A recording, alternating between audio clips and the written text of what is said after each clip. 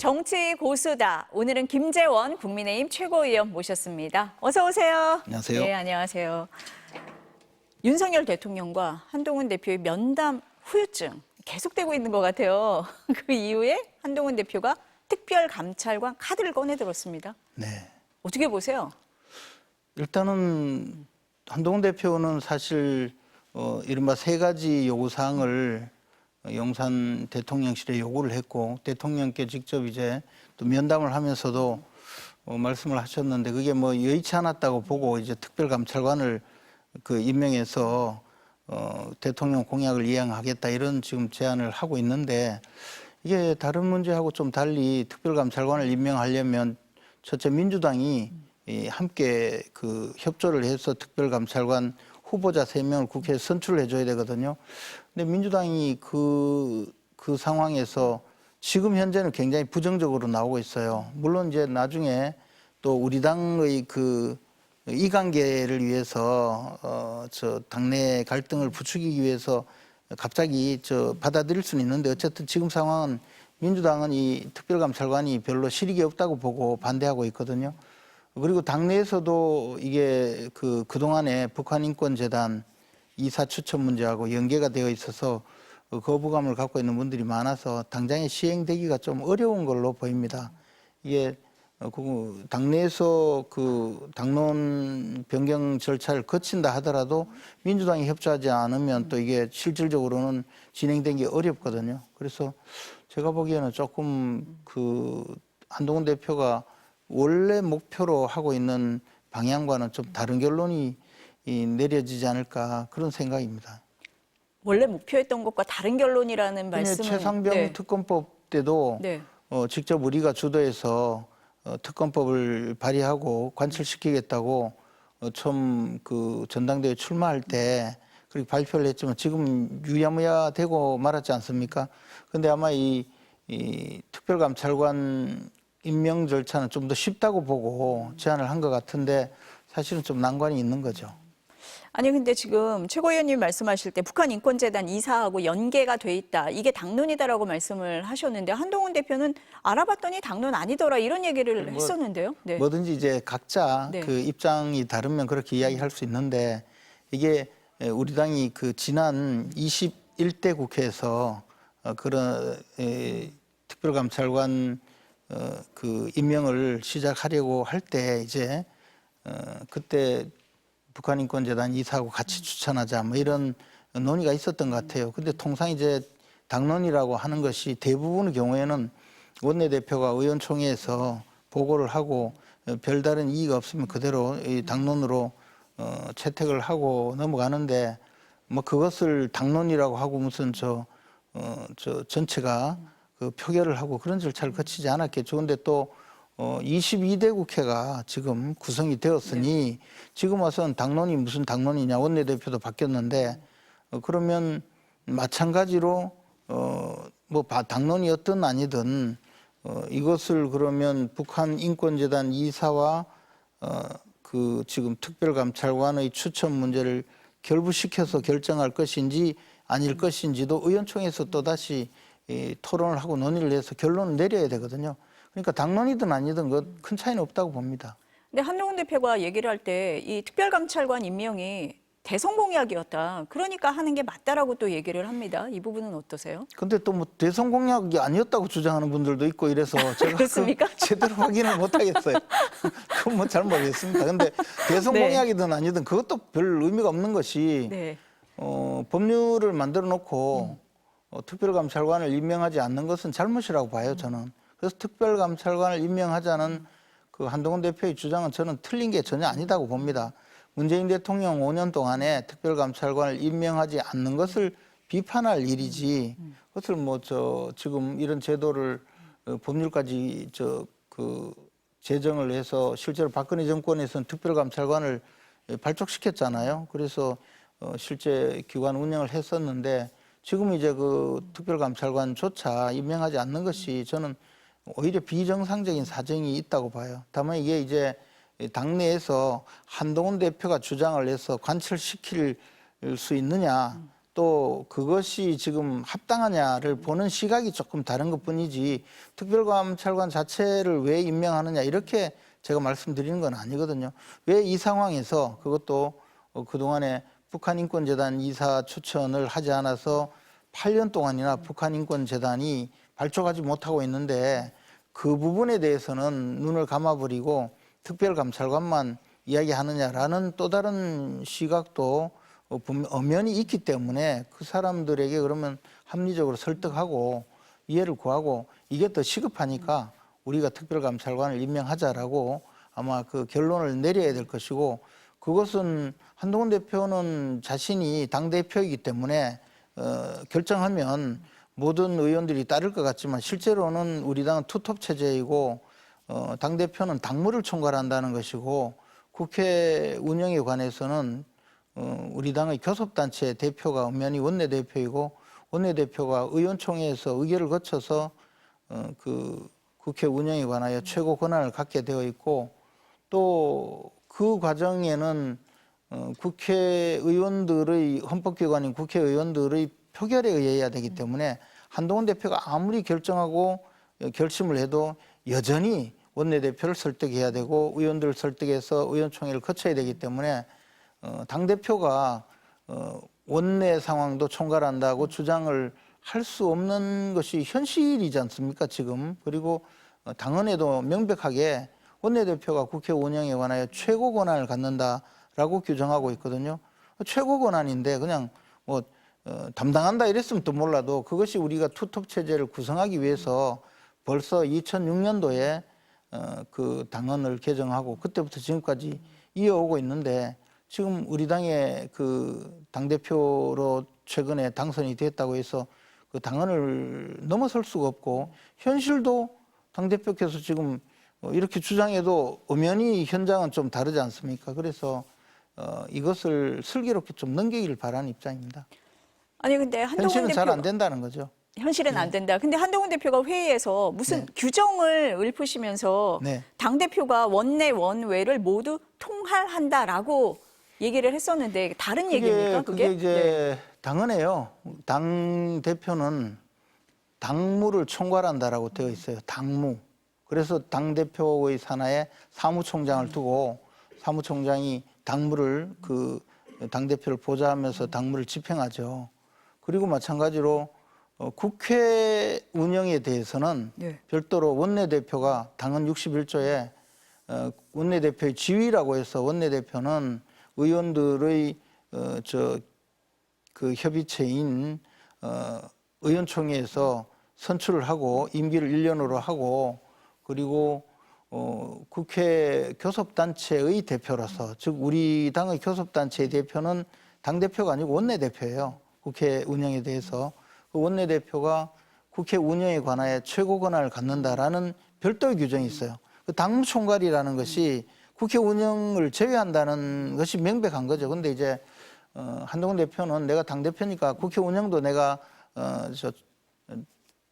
총괄한다. 그런 말씀이신데 총괄할 수는 있는데 총괄한다고 해서 권한이 있는 거는 또 원내대표에게 가 있는 것은 어쩔 수 없는 현실이죠. 그리고 그렇기 때문에 지금 제대로 진행이 안 되는 거 아닙니까? 이게 만약에 말씀대로 하면 제대로 진행이 돼야죠. 민주당은 우리 당과 같은 투톱 체제가 아니에요. 그리고 민주당 의원들이 나와서 자꾸 이상한 소리 하는데 그건 그 당의 이야기죠. 그러니까 민주당은 이재명 대표가 결정하면 뭐 따라야 돼요.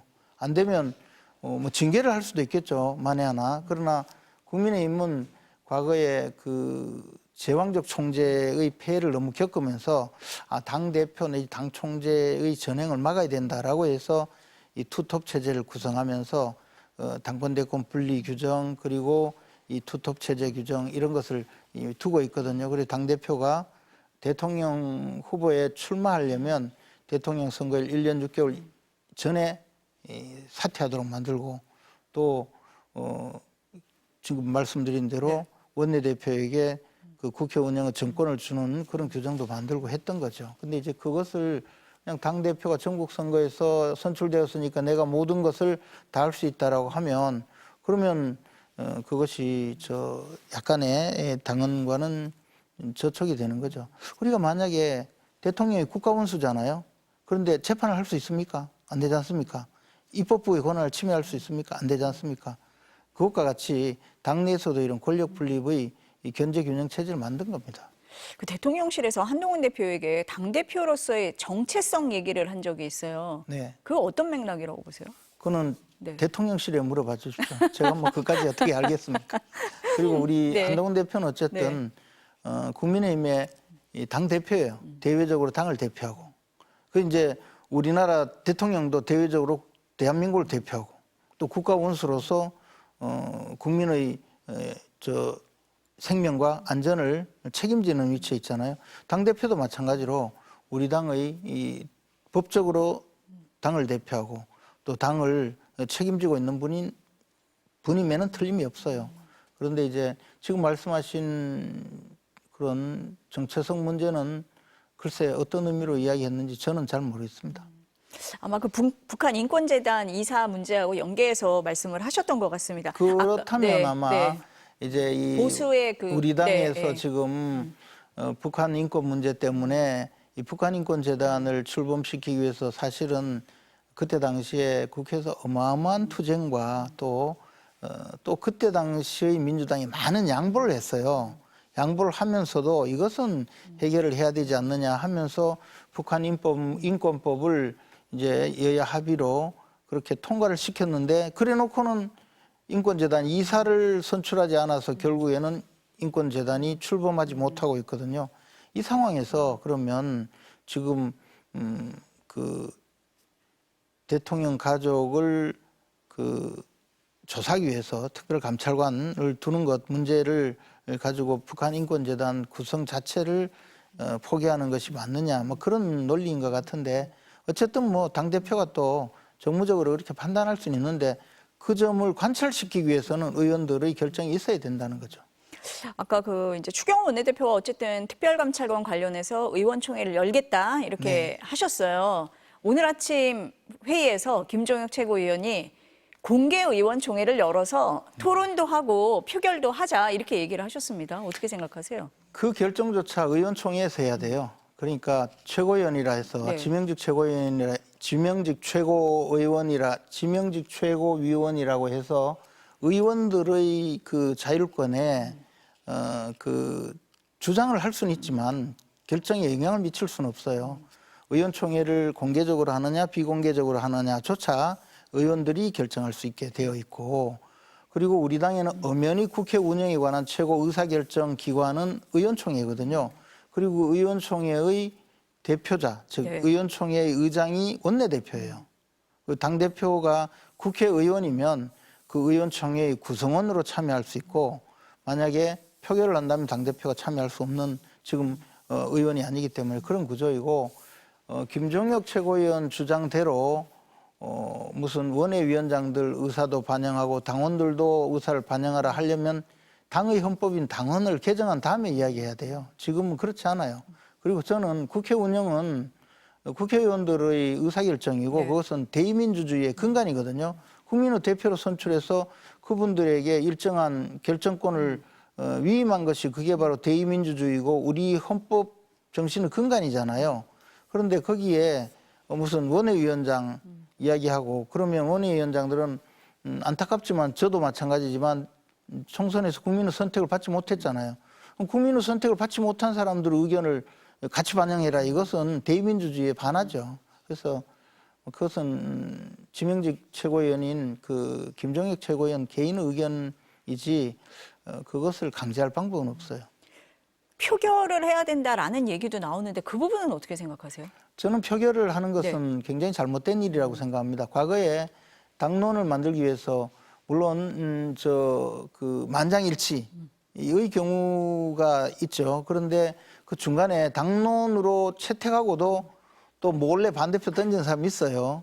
그래서 징계한 적도 있어요. 그런데 무기명 비밀 투표에 사실 당론 반대 투표를 하면 어쩔 수가 없지 않습니까? 지난번에 특검법 표결에서도 4표의 반란표가 있었다고 알려져 있지 않습니까? 근데 그걸 색출해낼 수가 없으니까 넘어가는 거 아니겠습니까? 그런데 당론을 만드는 과정은 그렇게 대부분 경우에 찬성을 하니까 당론으로 만들어지는 건데 이런 것처럼 네. 이게 지금 어떻게 갈지 모르잖아요. 그러면 토론을 해서 대다수의 의견이 찬성 의견이구나 하면 당론을 만들 수가 있어요. 근데 찬반이 팽팽하면 당론으로 만들어도 무슨 의미가 있냐는 거죠. 반대자가 많아지면. 그래서 그런 경우는 통상 당론으로 가지 못하죠. 당론이라는 게 대부분 이제 거의 만장일치에 가까운 찬성이 있어야 되죠. 그러니까 표결을 할 경우에 후유증이 심할 거다. 뭐 개파 정치가 된다. 심리적 분당이다. 뭐 이런 얘기도 나오는데. 그것은 현실적인 이야기인데 네. 그거보다도 더 현실적인 이야기는 찬성 반대가 팽팽한데 당론으로 만들면 그럼 반대하는 사람들이 그럼 여기에 따라가겠습니까? 또 안 따라가면 그러면 다 징계를 해야 됩니까? 이렇게 되면 이제 리더십이 손상되고 또 물론 대다수의 우리 당의 의원들이 찬성을 하는 과정에 일부 한두 명, 두세 명의 반대파는 항상 있을 수 있는데 그런 분들을 설득해서 찬성을 통해서 같이 당론으로 가게 하는 것은 원내대표의 리더십이죠. 근데 찬성 반대가 팽팽하면 그것은 당론으로 만들기가 좀 어려워지죠. 아니 그러면은 이 한동훈 대표가 특별감찰관 추천 얘기를 먼저 꺼냈는데 이거를 관철을 시키지 못하면 리더십에 타격이 올 거다 이렇게 보세요? 뭐 저는 그렇게 보지도 않습니다. 왜냐하면 최상병 특검법이 지금 관철되지 않았다고 크게 리더십 타격이 오지 않았거든요. 근데 다만 이것을 관철하려고 계속 노력하다가 보면 무리수가 따르고 그게 또 오히려 네. 예를 들어서 우리 당 의원들 막 설득했는데 민주당이 결사 반대하면 이게 무슨 이상한 꼴이 되지 않겠습니까? 왜냐하면 우선 특별감찰관 후보자 3명을 국회에서 선출을 해야 됩니다. 투표를 해서. 네. 선출해서 대통령실로 보내면 대통령 그중에 한 사람을 지명하는 거거든요. 근데 통상 이런 경우에 제가 원내수석 할 때도 특별감찰관 후보자를 3명을 선출한 적이 있어요. 그게 헌정사 유일한 일인데 그때 이석수 후보자를 선출했거든요. 근데 이렇게 되면 통상 우리 당에서 추천하는 한 사람, 그다음 민주당에서 추천하는 한 사람, 그리고 여야 합의로 한 사람 이렇게 해서 3명을 그냥 의원들 표결에 붙여서 그냥 3명의 후보자를 선출하고 대통령실로 보내는데 그러면 우리 당에서 추천한 후보자를 대통령실이 지명할 가능성이 어마어마하게 높아요. 그러면 민주당 입장에서는 시컨 협조해서 아무런 실익이 없지 않습니까? 그런데다가 대통령 친인척을 감독하는 특별감찰관이 임명이 되었으니 이제 잘 하겠다 이런 메시지가 나오기 시작하면 지금 김건희 여사 특검법을 관찰하기 위해서 엄청나게 이 투쟁을 하고 있는 야당 입장에서는 일종의 국민들에게는 착시 현상이 생길 수가 있잖아요. 그러니까 이거는 특별감찰관이 발족하는 것도 별로 자신들에게 크게 도움된다고 생각하지도 않는 겁니다. 또 특별감찰관이 무슨 큰 수사권이 있는 것도 아니거든요.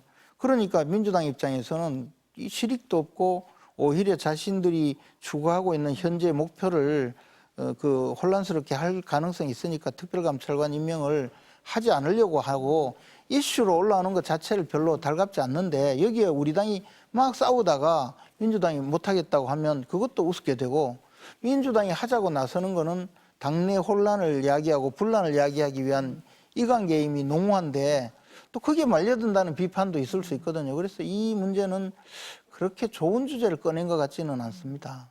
아니 그럼 여야 대표 회담에서 한동훈 대표와 이재명 대표가 만나서 이 얘기를 할 수도 있잖아요. 당연히 특별감찰관 하겠죠. 얘기 또 특검 당연히 문제. 해서 네. 특별감찰관은 받아달라. 그래 특별검사는 민주당 특검법은 예를 들어 그거는 위헌적이니까 못 받겠다 하면 또 이재명 대표는 그러면 우리 한동훈 대표께서 최상병 특검법에서 제시했던 제3자가 추천하는 특검법이라도 내놔봐라. 뭐 이런 논의는 되겠죠. 근데 제가 봐서 지금까지 한동훈 대표께서 여러 가지 말씀하신 내용으로 보면 특검법을 받겠다고 하실 가능성은 별로 없는 것 같아요. 당분간. 네.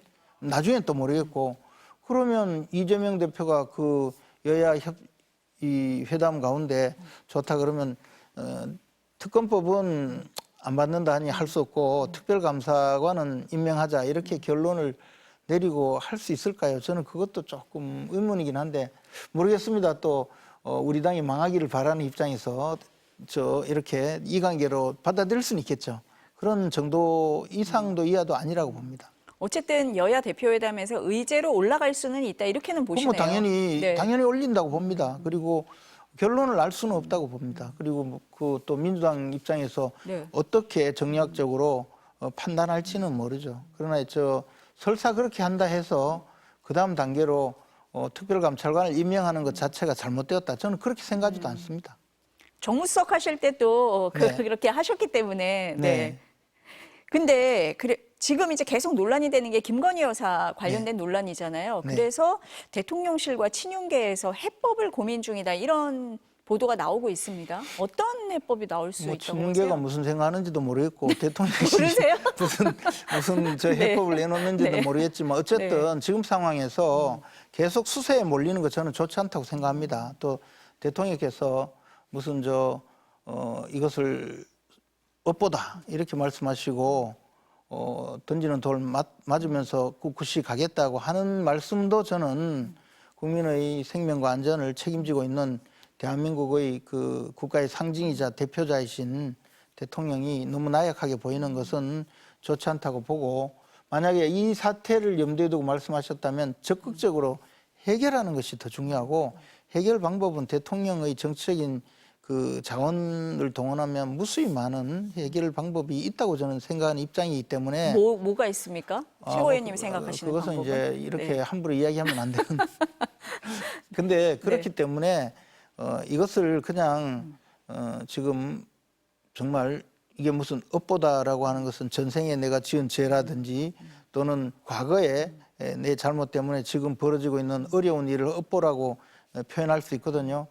그리고 그 업보는 통상 해결하기 어려운 거죠. 근데 지금은 업보도 아니고 해결하기 어려운 일도 아니니까 적극적으로 대처하는 것이 맞다고 보죠. 언론에서 뭐 대통령의 사과, 김건희 여사의 서면 사과 정도 얘기를 하던데 그걸로는 안 된다라는 얘기가 많습니다. 어떻게 보세요? 지금 사과 이야기를 하게 되면요. 그다음부터 끝이 없어요. 그래서 사과로 문제를 해결하려고 하면 저는 안 된다고 생각합니다. 그리고 사과를 하면 그때부터 문제가 시작될 거라고 봐요.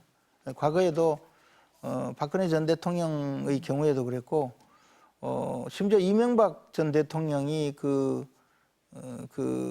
미국산 소고기 문제로 소고기 이 광우병 사태 시위가 났을 때 사과를 했는데 오히려 조롱거리가 됐었거든요. 그래서 이 정치인의 사과가 무슨 해법이 다 정리가 되고 난 다음에 그동안 혼란을 끼쳐서 죄송하다 그리고 앞으로 이렇게 대처하겠다라고 한다면 저는 필요하다고 보지만 그냥 사과로서 문제가 해결되리라고 생각하지는 않습니다.